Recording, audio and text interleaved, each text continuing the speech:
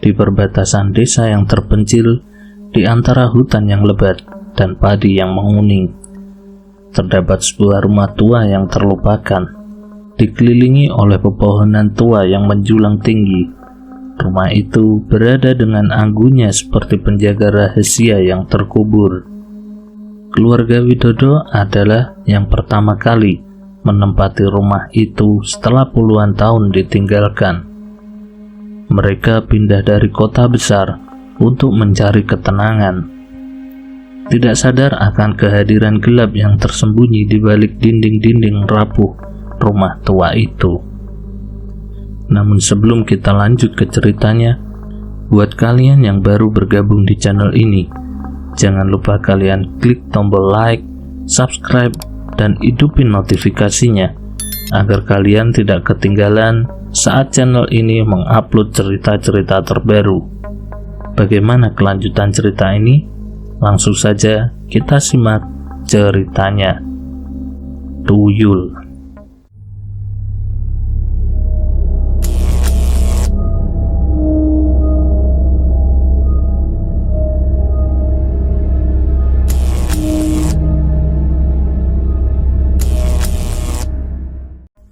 Pada malam pertama mereka di rumah baru itu, angin bertiup dengan gemuruh di luar.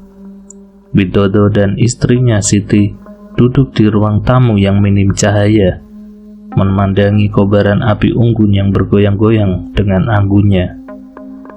Anak mereka, Raffi, tidur pulas di kamar yang masih terasa asing bagi mereka. Siti menepuk lembut perutnya yang membesar, mengobrol dengan Widodo tentang masa depan yang mereka impikan di rumah itu. Namun, ketika suara langkah-langkah ringan mulai terdengar dari lorong gelap, perbincangan mereka berhenti. "Kau dengar itu?" bisik Siti. Matanya memandang ke arah pintu lorong yang gelap. Widodo mengangguk pelan, hatinya berdegup kencang. Mungkin hanya tikus, nak. Namun, ketika bayangan muncul dari belakang pintu, tidak ada suara yang bisa melukiskan rasa takut yang menyelimuti mereka. Sebuah tuyul kecil, berambut kusut dan mata merah menyala, muncul dengan gemetar di hadapan mereka. Siapa kau?" desis Widodo mencoba menahan ketakutannya. Tuyul itu hanya menggelengkan kepala, matanya memancarkan kehausan yang tak terperikan. Dengan gemetar, Widodo mendekati makhluk kecil itu, merasa aura gelap yang menyelimuti ruangan. Apa yang kau inginkan?" tanya Siti. Suaranya serak oleh ketakutan. Namun sebelum tuyul itu bisa menjawab, terdengar suara anak mereka yang menangis dari kamar. Dengan cepat, mereka berdua berlari ke arah suara itu, meninggalkan tuyul yang mengintai dalam kegelapan. Pada malam itu, mereka merasakan kehadiran sesuatu yang tak bisa dijelaskan, sesuatu yang mengintai dari bayangan dan terus memburu mereka. Dan di sudut gelap rumah tua itu, tuyul itu menanti dengan lapar, siap untuk memenuhi keinginannya yang gelap. Malam berganti hari, namun ketegangan tetap menggelayuti rumah tua itu. Setiap malam, suara langkah ringan terdengar dari lorong gelap, memecah keheningan malam. Widodo dan Siti mencoba menutup mata terhadap kehadiran yang mengganggu itu, berharap itu hanya imajinasi mereka yang liar. Namun, keberadaan tuyul itu semakin sulit untuk diabaikan. Barang-barang kecil mulai hilang secara misterius. Uang logam yang tersimpan di meja malah ditemukan berserakan di lantai keesokan harinya. Raffi, anak mereka yang polos, seringkali terbangun oleh suara-suara aneh di malam hari, menangis ketakutan di kamar gelapnya. Pada suatu malam, ketika hujan turun deras membasahi tanah, kehadiran gelap itu mencapai puncaknya. Widodo dan Siti terbangun oleh suara ribut yang berasal dari dapur. Mereka segera berlari ke arah suara itu, hati-hati menghindari genangan air yang menggenang di lantai kayu. Saat mereka memasuki dapur, pemandangan yang menakutkan menyambut mereka. Saat mereka memasuki dapur, pemandangan yang menakutkan menyambut mereka. Lemari kayu terbuka, isinya berserakan di lantai. Sementara tuyul kecil itu duduk di tengah-tengahnya, mencoba meraih koin-koin kecil yang tergeletak di lantai. "Berhenti!" teriak Widodo. Suaranya penuh dengan ketegangan. Tuyul itu menoleh ke arah mereka dengan mata yang menyala-nyala, seolah menyiratkan kehausan yang tak terbatas. Namun, sebelum mereka bisa melakukan apapun, tuyul itu menghilang dengan cepat, meninggalkan mereka dalam kekacauan dan kebingungan. Dengan hati yang berat, mereka sadar bahwa kehadiran tuyul itu membawa ketidakberuntungan dan kegelisahan di dalam rumah mereka. Mereka tidak bisa lagi mengabaikan fakta bahwa mereka tidak sendirian di rumah itu. Sesuatu yang gelap dan lapar telah mengambil tempat di antara mereka, menuntut sesuatu yang tak bisa mereka berikan. Dan saat malam berganti hari, kehadiran gelap itu tetap mengintai dari bayangan, siap untuk menelan mereka dalam dunia kegelapan yang tak berujung. Ketegangan terus menggelayuti rumah tua itu, seperti kabut yang tak kunjung beranjak. Widodo dan Sari merasa semakin terjepit dalam perangkat gelap yang tak terlihat, takut akan kehadiran tuyul yang semakin merajalela. Mereka memutuskan untuk mencari bantuan dari sesepuh desa yang konon memiliki pengetahuan tentang hal-hal gaib. Dengan hati yang penuh harapan, mereka mendatangi rumah tua yang terletak di pinggiran hutan, di mana sang sesepuh itu tinggal. Sesepuh itu seorang laki-laki tua yang berkumis putih panjang, menyambut mereka dengan ramah di ruang tamunya yang gelap. Dengan tatapan tajam, ia mendengarkan cerita mereka tentang tuyul yang meresahkan. Setelah mendengar cerita mereka, sesepuh itu mengangguk, seolah memahami apa yang sedang terjadi. "Kalian terjebak dalam pesugihan yang gelap," katanya dengan suara seraknya. "Pesugihan?" ulang Siti, matanya memancarkan ketakutan. Sesepuh itu mengangguk, lalu menjelaskan tentang pesugihan yang dilakukan oleh penduduk desa zaman dulu. Konon, orang-orang mencapai kesuksesan dan kekayaan dengan cara menjual jiwa mereka kepada kekuatan gelap. Tuyul adalah salah satu makhluk yang menerima kontrak itu, menjadi pelayan bagi pemiliknya dengan imbalan kekayaan. Widodo dan Siti terdiam, terkejut oleh kebenaran yang diungkapkan sesepuh. Namun, mereka tidak bisa hanya diam dan menerima nasib buruk itu. Dengan tekad yang kuat, mereka meminta bantuan sesepuh untuk mengakhiri pesugihan yang menghantui mereka. Sesepuh itu mengangguk, menawarkan bantuan dengan satu syarat. Mereka harus bersedia mengorbankan sesuatu yang sangat berharga bagi mereka. Tanpa ragu, Widodo dan Siti setuju, siap melakukan apapun untuk mengakhiri teror yang mereka alami. Dengan ritual kuno dan mantra yang tak terdengar oleh telinga manusia, sesepuh itu menghubungkan mereka dengan kekuatan gaib di balik pesugihan itu. Dan saat malam tiba, mereka siap untuk menghadapi konsekuensi dari pilihan mereka sendiri, memutuskan ikatan gelap yang telah mengikat mereka dengan kehadiran tuyul yang menyeramkan.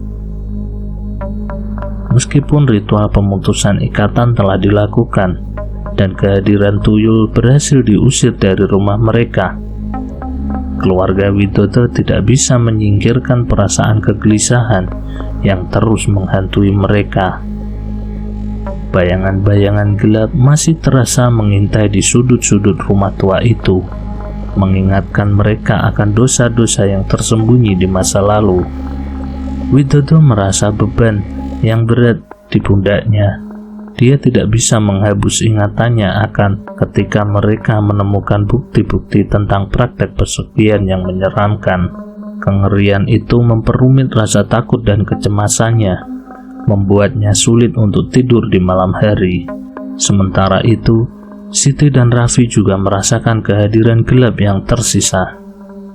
Mereka seringkali terbangun oleh mimpi buruk yang menghantui. Melihat bayangan-bayangan misterius bergerak di sekeliling mereka, kedamaian yang mereka cari di rumah baru itu tampak semakin jauh dari jangkauan.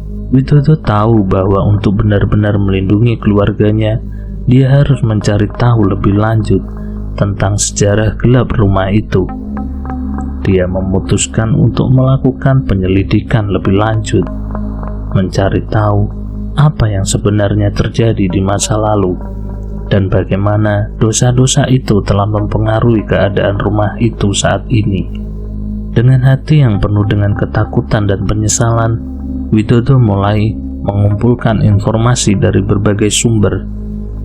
Dia berbicara dengan tetangga-tetangga lama yang mungkin bisa ingat tentang masa lalu rumah tua itu. Mereka berbagi cerita-cerita mengerikan tentang ritual-ritual gelap yang pernah dilakukan di rumah itu dan efek-efeknya yang menakutkan.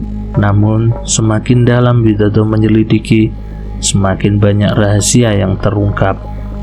Dia menemukan bukti-bukti tentang praktek hitam yang dilakukan oleh pemilik rumah sebelumnya, termasuk pengorbanan manusia untuk mendapatkan kekayaan dan keabadian.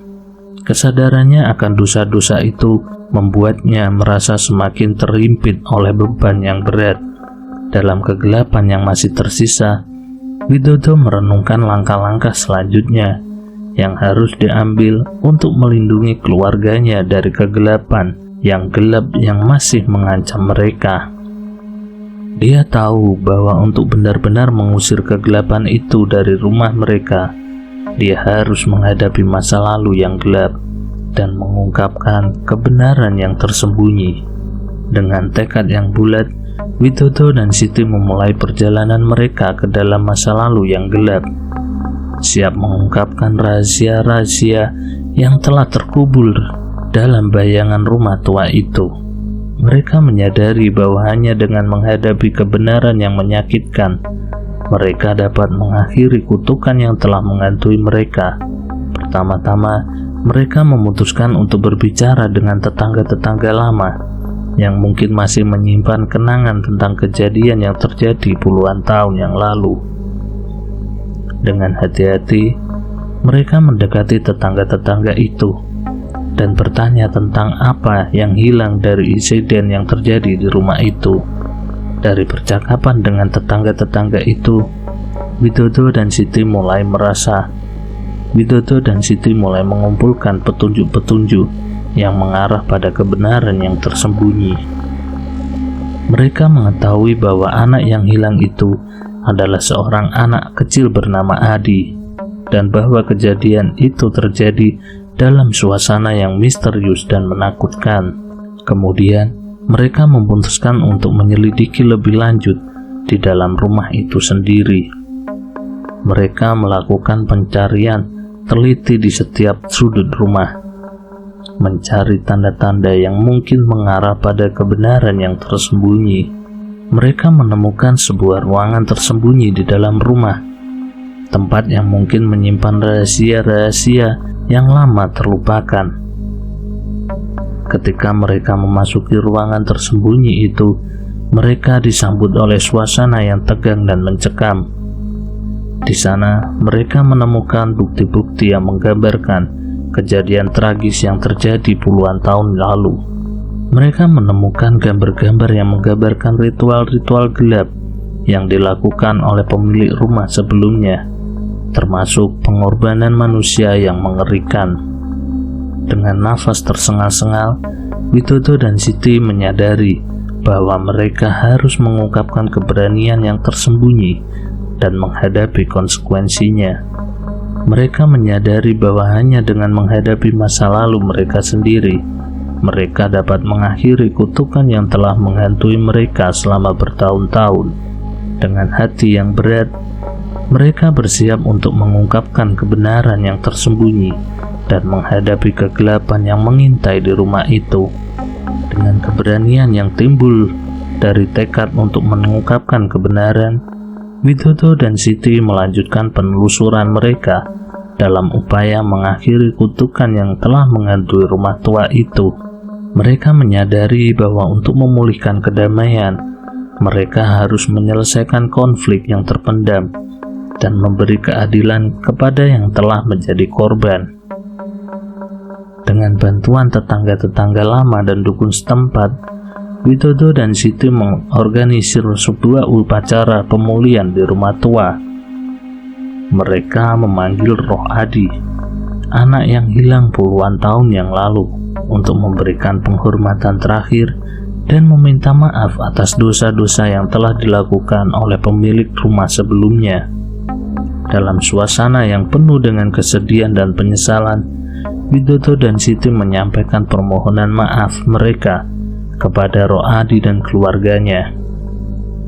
Mereka berjanji untuk menghormati dan memperingati Roh Adi selamanya, sebagai tanda penghargaan dan kehidupan yang telah hilang karena praktek-praktek gelap yang dilakukan. Seiring dengan upacara pemulihan itu, Widodo dan Siti juga mengorganisir upacara keagamaan untuk membersihkan rumah dari energi negatif dan memulihkan kedamaian dan kebahagiaan. Mereka memohon kepada para dewa dan roh-roh suci untuk memberikan rumah itu dengan perlindungan dan keberkahan, sehingga keluarga mereka dapat hidup dalam kedamaian dan kebersihan. Setelah upacara selesai, suasana di rumah itu berubah menjadi lebih ringan dan tenang. Suara-suara aneh yang dulu mengganggu sudah tidak terdengar lagi, dan bayangan-bayangan gelap sudah tidak lagi mengintai dari balik sudut-sudut rumah.